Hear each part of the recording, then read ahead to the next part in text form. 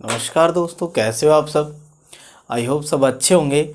आज अपन जो है भारत के प्रमुख जो लोहा इस्पात केंद्र है, आज उनके बारे में पढ़ने वाले हैं दोस्तों।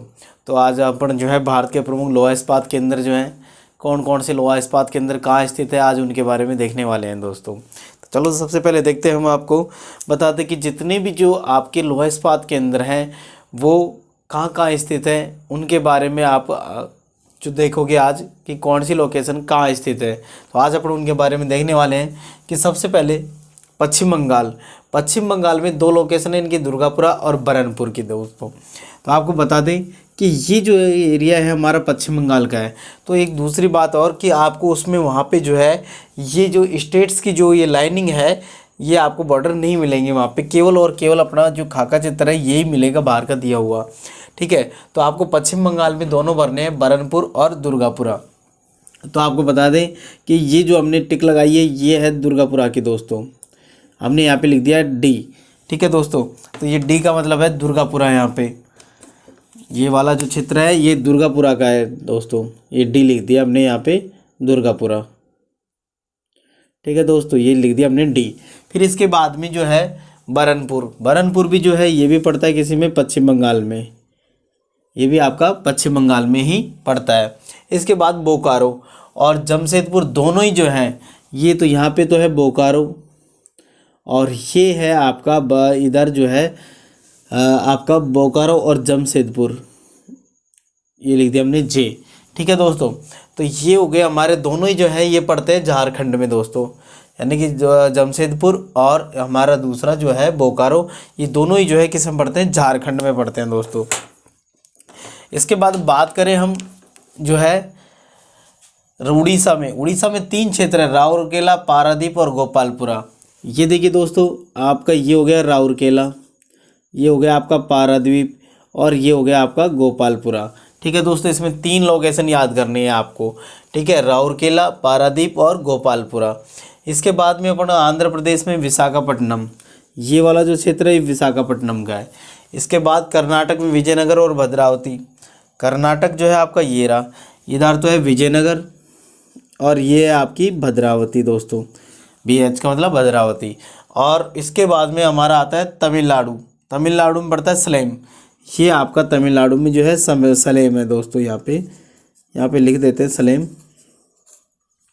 तमिलनाडु में पड़ता है सलेम। और ये आपका विशाखापट्टनम है दोस्तों, यहाँ पे जगह है, यहाँ पे तो लिख देंगे विशाखापट्टनम, ये था आपका विशाखापट्टनम। और इधर जो है ये इसमें कर्नाटक में विजयनगर और भद्रावती। और इधर जो है ये जो पड़ता है इसमें महाराष्ट्र में डोलवी है दोस्तों, ये है डोलवी, ये पड़ता है महाराष्ट्र में। डोलवी किस में पड़ता है, महाराष्ट्र में। ठीक है दोस्तों, इसके बाद में भिलाई जो कि छत्तीसगढ़ में पड़ता है, ये भिलाई जो है ये किस में पड़ता है आपका, छत्तीसगढ़ में, भिलाई छत्तीसगढ़ में। अब आपको इनको याद कैसे रखने हैं दोस्तों, वो देखना है। अब आपको सबसे पहले बता दें, बहुत ज़्यादा पूछे जाने वाले विदेशों की जो सहायता से जो का हमारे लोहा इस्पात जो केंद्र हैं वो कहाँ कहाँ लगाए गए हैं और किसके उससे लगाए गए हैं। तो आपको बता दें, आपको चार चीज़ें याद रखनी है दोस्तों। इसमें से आपको बता दें, सबसे पहले आपको याद रखना है रोज, आपको यहाँ पे बता देते हैं ROJ, रोज का मतलब होता है राउरकेला जो है आपका, राउरकेला। ओ का मतलब होता है उड़ीसा, ओ का मतलब क्या होता है, उड़ीसा। और जे का मतलब होता है जर्मनी। हमारे जो है राउरकेला जो है वो किसकी सहायता से लगाया गया है, उड़ीसा में, जर्मनी की सहायता से। किसकी सहायता से, जर्मनी की। जो राउरकेला जो है आपका ये वाला जो कारखाना है राउरकेला, ये उड़ीसा में पड़ता है दोस्तों। और ये विदेशों की सहायता से 4 कारखाने लगाए गए, नंबर 1। इसके बाद में हमारा नंबर 2, दूसरे नंबर पर आता है, आपको याद रखना है DPB। डी का मतलब होता है दुर्गापुरा। ठीक है दोस्तों, और पी का मतलब होता है पश्चिम बंगाल। और बी का मतलब होता है ब्रिटेन। ठीक है दोस्तों, तो दूसरा जो हमारा कारखाना है जो दुर्गापुरा, ये जो इसमें पड़ता है पश्चिम बंगाल में, ये रहा आपका दुर्गापुरा, ये डी लिख रखा है हमने यहाँ पे। तो ये दुर्गापुरा जो है किसकी सहायता से लगाया गया है? ब्रिटेन की सहायता से लगाया गया है, पश्चिम बंगाल में लगाया गया है। तो आपको इतना याद रखना है, डीपीबी। फिर इसके बाद में हमारा तीसरा जो कारखाना है जो विदेश की सहायता से लगाया गया है वो आपको बता दें बीसीआर। बीसीआर, बी से हो जाएगा आपका भिलाई,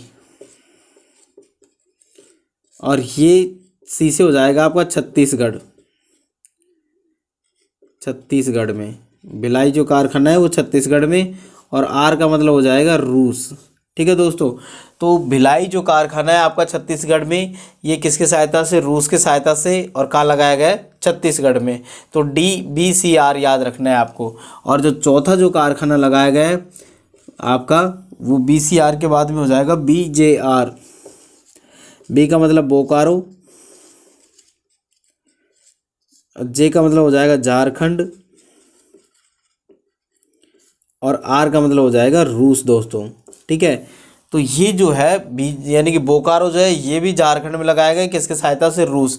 तो हमारे ये थे 4 कारखाने जो कि विदेशों की सहायता से लगाए गए हैं। तो आप इन चारों को तो एक बार अच्छी तरीके से, भिलाई, राउरकेला, दुर्गापुरा, और एक आपका ये जो है जमशेदपुर, ये यहाँ पे जो बोकारो जो है और ये जमशेदपुर जो है, ये दोनों आपको अच्छी तरीके से, एक तो इसमें ये झारखंड के दोनों याद रखने हैं। ठीक है दोस्तों, यानी कि बोकारो और आपका ये जमशेदपुर, ये दोनों के दोनों जो है झारखंड में पड़ते हैं दोस्तों। तो आपको बता दें ये जो 4 हैं, ये चारों के चारों जो है नंबर 1, 2 और ये 3 और ये 4। ठीक है दोस्तों, ये 4 कारखाने जो है विदेशों की सहायता से लगाए गए हैं। रोज, आर का मतलब होता है राउरकेला, ओ का मतलब उड़ीसा, जे का मतलब जर्मनी।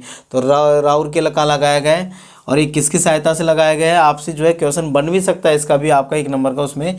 तो आपको याद रखने हैं ये जो है आपके कारखाने।